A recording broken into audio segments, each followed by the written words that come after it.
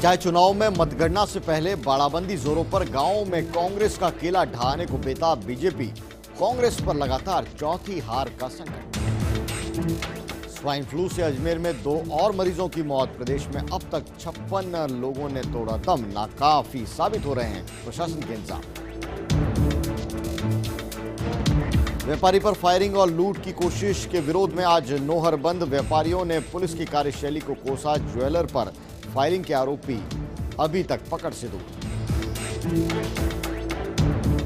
अलवर में खाकी का इकबाल खत्म। अब चोरों ने कॉलेज को बनाया निशाना। 15 अलमारियों के तोड़े ताले। 2.5 लाख की नकदी पार। अहम दस्तावेज किए खुर्द-बुर्द। जैसलमेर में किशनगढ़ फील्ड फायरिंग रेंज। दहला गोलियों की आवाज से 35वीं राष्ट्रीय सीमांत शूटिंग प्रतियोगिता का हुआ आगाज।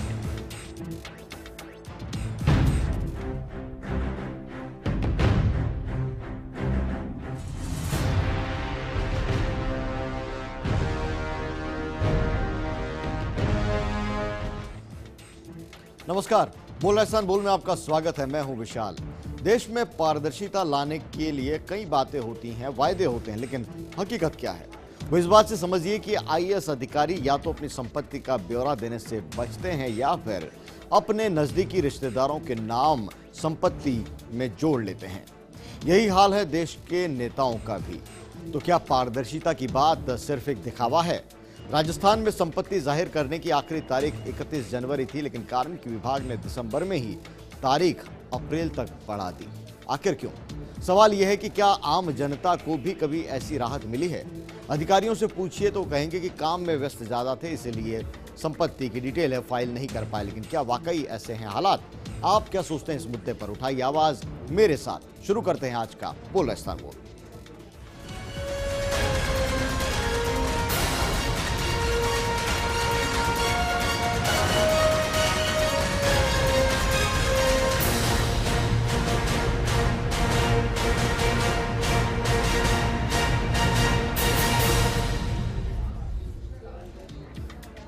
जी हाँ, मुंह में पारदर्शिता और बगल में संपत्ति का ब्यौरा सार्वजनिक करने का मामला देश की सियासत में अक्सर गर्माता रहता है। यूपीए सरकार हो या फिर एनडीए सरकार, पारदर्शिता का दावा करने के लिए सरकारें ऐसा कदम उठाती रहती हैं, लेकिन अंदर खाने में क्या होता है? क्या वाकई नेता और अधिकारी अपनी संपत्ति का ब्यौरा सार्वजनिक जो करते हैं वो सच होता है? क्यों उनके लिए बार बार नियमों में होती है तब्दीली? समझिए पूरा मामला मेरे नजरिए से।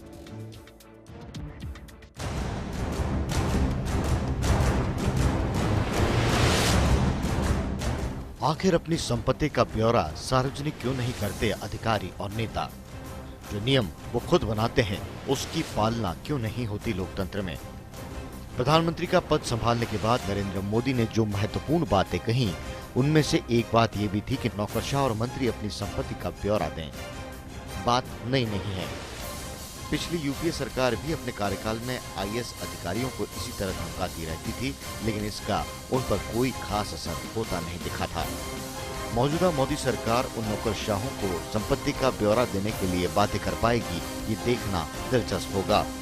सरकार के पास अपनी संपत्ति का विवरण हर साल जमा करना अब हर कर्मचारी और अधिकारी की कानूनी जिम्मेदारी बना दी गई है।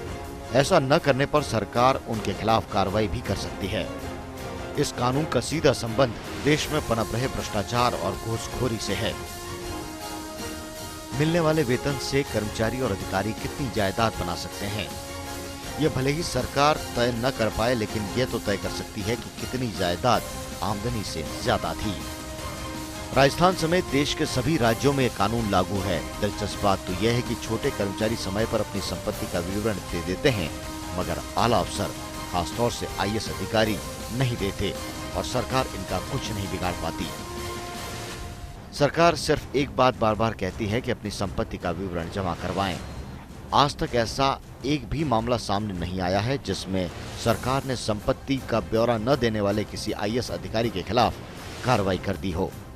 ये हालात बताते हैं कि लोकतंत्र में अब असल राजा नेता या जनता नहीं, बल्कि वो अधिकारी हैं जो अपनी मन मर्जी के मुताबिक नियम बनाते हैं और जो नियम उन्हें सूट न करे उन्हें बदल दिया जाता है।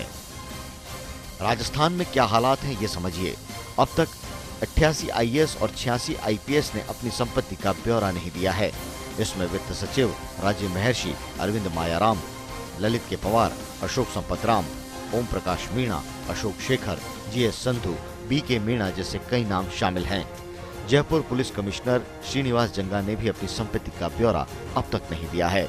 कायदा तो ये था कि 31 जनवरी तक ब्यौरा देना है, लेकिन दिसंबर में ही अधिकारियों ने नियमों में शिथिलता देकर इसे अप्रैल तक धकेल दिया।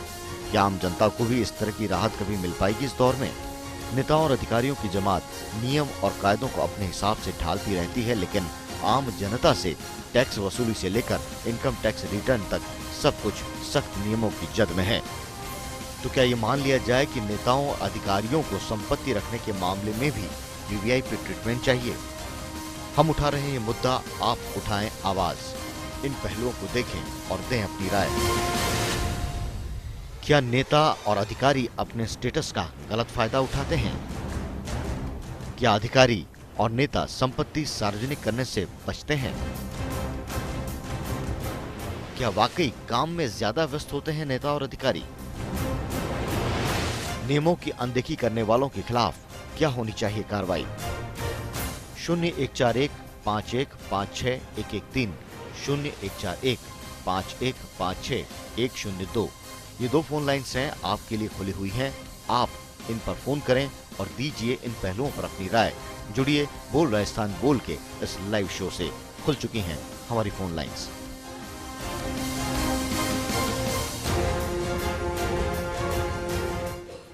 तो बोल राजस्थान बोल में आज का हमने मुद्दा ये उठाया है कि क्यों अधिकारी और नेता अपनी संपत्ति का खुलासा करने से बचते हैं, कोशिश करते हैं कि जब तक ये पूरा मामला टल जाए तब तक ठीक है। ऐसी रवायत क्यों बढ़ रही है, लगातार हम आपको बताएंगे इस पूरे शो के दौरान। और हमारी फोन लाइन से हैं वो खुल चुकी हैं 0141 5156 102 5156 113 ये 2 नंबर हैं, खासतौर पर आपकी राय के लिए खुल चुकी हैं और आप इस पर अपनी राय दे सकते हैं कि आखिर क्यों नेता हैं वो अपनी संपत्ति का, या अधिकारी हैं अपनी संपत्ति का ब्यौरा नहीं देते हैं। और आप ये देखिए, ग्राफिक भी हम आपको दिखा रहे हैं कि साल 2011 में 49 अधिकारियों ने संपत्ति का ब्यौरा ही नहीं दिया। सन 2010 के अंदर भी जो आंकड़ा था वो भी आपके सामने था। और आखिर क्यों अपनी संपत्ति का ब्यौरा छिपाते हैं नेता और अधिकारी? 2 मामले हैं, एक तो ये कि अपना राज है, उनका राज है वो खुल न जाए, और दूसरा ये कि सरकार क्या बिगाड़ लेगी।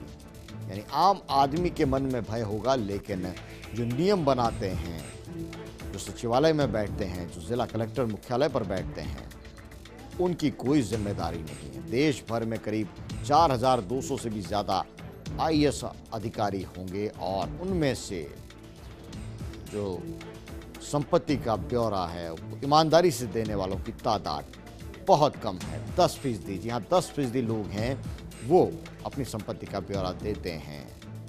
यह आम राय है आईएएस को लेकर और उन अधिकारियों को लेकर जो कि नियम बनाते हैं खुद अपने लिए।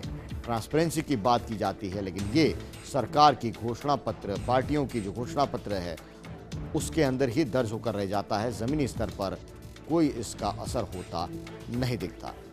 चलिए आइए चलते हैं इस मुद्दे पर हम भरतपुर के लोगों के बीच में, और वहां पर हमारे संवाददाता ने पूछा कि क्या आईएएस अधिकारी हैं वो अपनी संपत्ति का खुलासा करने से बचते हैं। देखते हैं क्या मिला जवाब। अधिकारियों ने, बड़े बड़े अधिकारी, एसपी, कलेक्टर इतना पैसा मोटा कमाते हैं उन बड़ों का, अब खुलासा कैसे करें? एक संपत्ति हो तो खुलासा करें, उनकी 50 और सैकड़ों संपत्तियाँ होती हैं। कहीं देहरादून में है, कहीं उत्तर प्रदेश में, कहीं उत्तराखंड में है, कहीं पंजाब में है, कहीं दिल्ली में। और जब ज़्यादा पैसा हो जाता है तो विदेश में जमा कर देते हैं। पैसे की संपत्ति का खुलासा कैसे करें? ये डर रहता है कि अगर हमने खुलासा कर दिया तो हमें सलाखों को पीछे जाना पड़ेगा। देश में आखिर भ्रष्टाचार इतना बढ़ चुका है और सारी जनता पर तो हर तरह के प्रतिबंध लगाए जाते हैं, कानून बनाए जाते हैं, उन कानूनों का सामना करना होता है। लेकिन जो अधिकारी हैं और जो लोग सत्ता में हैं वो लोग ही खुद इन नियमों का पालन उचित तरीके से नहीं करते। और जाहिर सी बात है कि एक सरकारी कर्मचारी होते हुए उनकी तनख्वाह इतनी नहीं होती कि जितना वो अपना स्टैंडर्ड मेंटेन करते हैं। और अगर वो अपनी संपत्ति का खुलासा नहीं करते हैं, इसका मतलब कहीं न कहीं उसमें दूसरे तरह से आने वाले पैसे का भी कहीं न कहीं उपयोग हो रहा है। संपत्ति का ब्यौरा है उसका खुलासा करने से आखिर क्यों बचते हैं अधिकारी, और ये हमारा आज का मुद्दा है।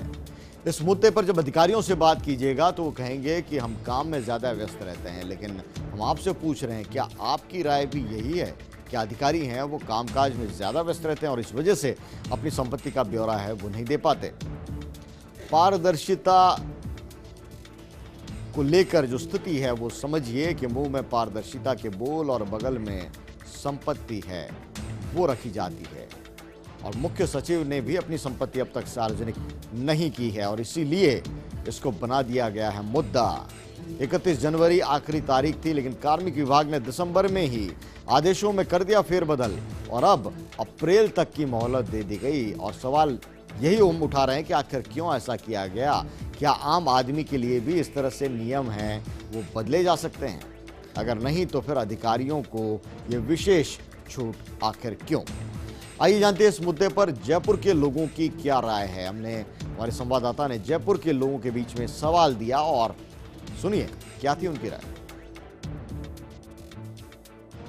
हर नेता अपनी संपत्ति का ब्यौरा पूरा स्पष्ट देता है, तो अधिकारियों को देने में क्या दिक्कत है? अधिकारियों को देना चाहिए, भाई मेरे पास संपत्ति है। अगर अधिकारी संपत्ति का अगर ब्यौरा नहीं दे सकता है तो उसके खिलाफ तुरंत आपसे चीफ मिनिस्टर को इसके खिलाफ कार्रवाई करनी चाहिए। इसकी जिम्मेदार चीफ मिनिस्टर। अधिकारी क्यों नहीं देंगे? अधिकारी क्यों नहीं देंगे? अधिकारी के पास इतनी संपत्ति है जो ज़्यादा किसी को मालूम नहीं है।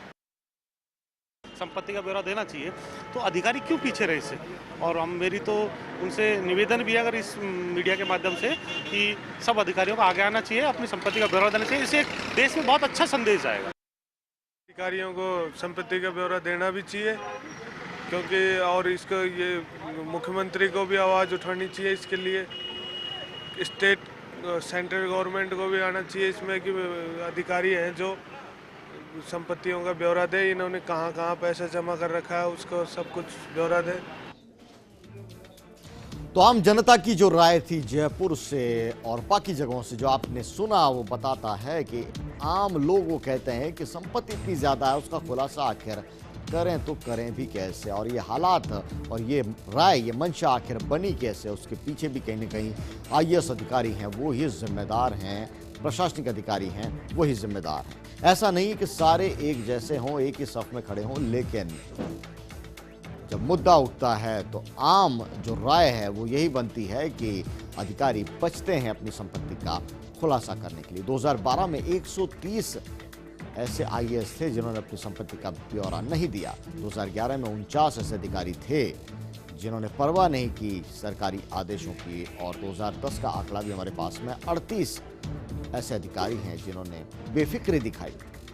तो मुद्दा यह है कि जिन लोगों की जिम्मेदारी होती है नियमों की पालना करना, वो ही इतने बेपरवाह आखिर क्यों हो जाते हैं? इस सवाल का जवाब इस बात में समझिए कि सरकार ने आज तक, जी हाँ आज तक सरकार ने किसी भी अधिकारी के खिलाफ कोई कार्रवाई नहीं की है।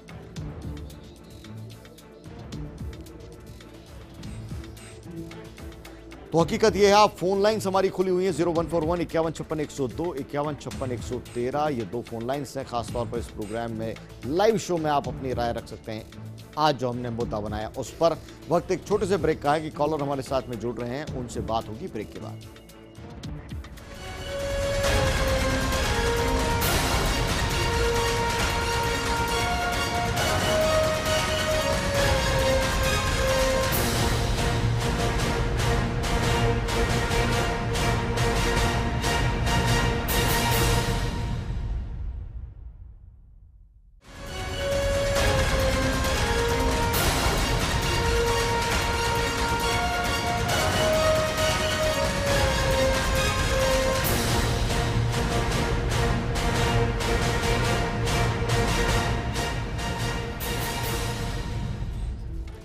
ब्रेक के बाद आपका स्वागत। हम बात कर रहे हैं उन IAS अधिकारियों की जो कि अपनी संपत्ति का खुलासा नहीं कर रहे हैं, और हम पूछ रहे हैं सवाल कि क्यों हैं ऐसे हालात कि मुंह पर पारदर्शिता के बोल और बगल में संपत्ति।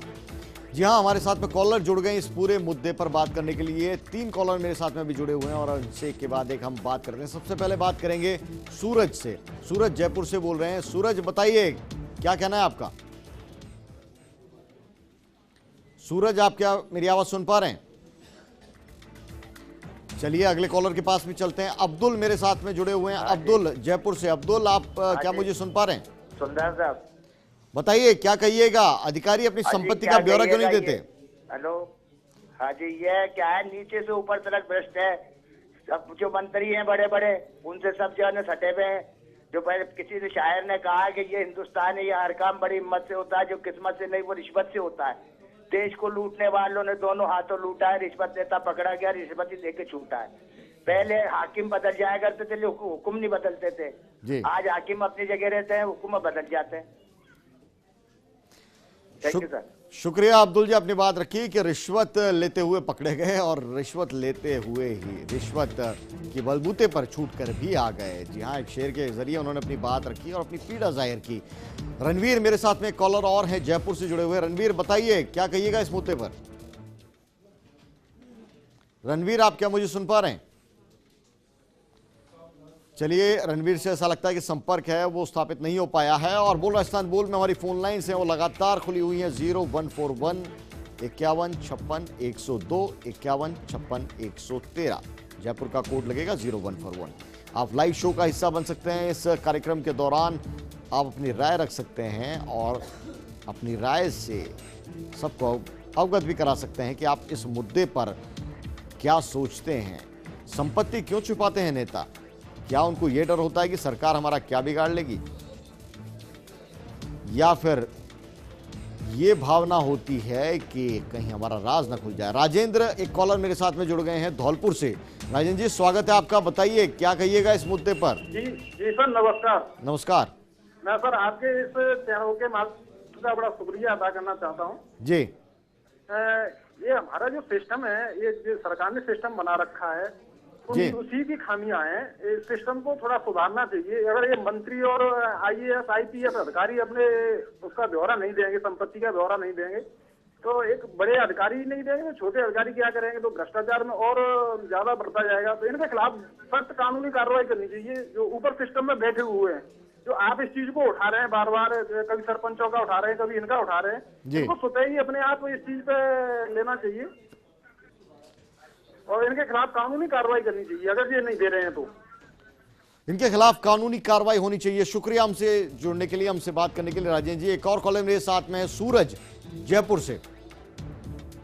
सूरज, बताइए क्या कहिएगा इस मुद्दे पर? देखिए, ये बहुत ज्वलंत समस्या है समाज की, और भ्रष्टाचार का जो तंत्र है उसमें सबसे बड़ी अहम कड़ी के रूप में IPS और IAS अपनी संपत्ति का ब्यौरा नहीं देते हैं। उसमें दो नुकसान होते हैं। एक तो भ्रष्टाचार पनपता है, और दूसरा आज शहरों के अंदर कई भूमाफिया लोग हैं तो जमीनें संपत्ति खरीदते हैं और उसके अंदर दोष जमा करके IAS और IPS का नाम लेते हैं कि ये उनकी DIG साहब की संपत्ति हमारे साथ में हिस्सेदारी है या कलेक्टर साहब की हिस्सेदारी है। तो उससे जो लोग हैं क्षेत्र में आहत होते हैं।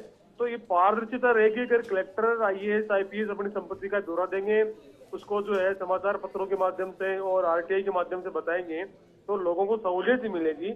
वहीं पे भ्रष्टाचार की जो एक बड़ी इकाई है उसका विघटन होगा और समाज के अंदर कम से कम जो है भ्रष्टाचार का प्रचलन बढ़ेगा। शुक्रिया सूरज जी, हमसे बात करने के लिए। एक और कॉलर मेरे साथ में जुड़े हुए हैं सोनू नागौर से। बताइए सोनू, क्या कहेंगे आप इस मुद्दे पर? जी सर, ये जो अधिकांश अधिकारी है ना, वो अपनी संपत्ति को सार्वजनिक नहीं करते है ना जी। इसकी वजह से हमारे यहाँ काफी करप्शन भी बढ़ता है जी। तो हम चाहते हैं कि ये जो अधिकारी वो अपनी है ना जो संपत्ति है उसको सार्वजनिक करे। लेकिन आपको क्या लगता है क्यों नहीं करते अधिकारी अपनी संपत्ति सार्वजनिक?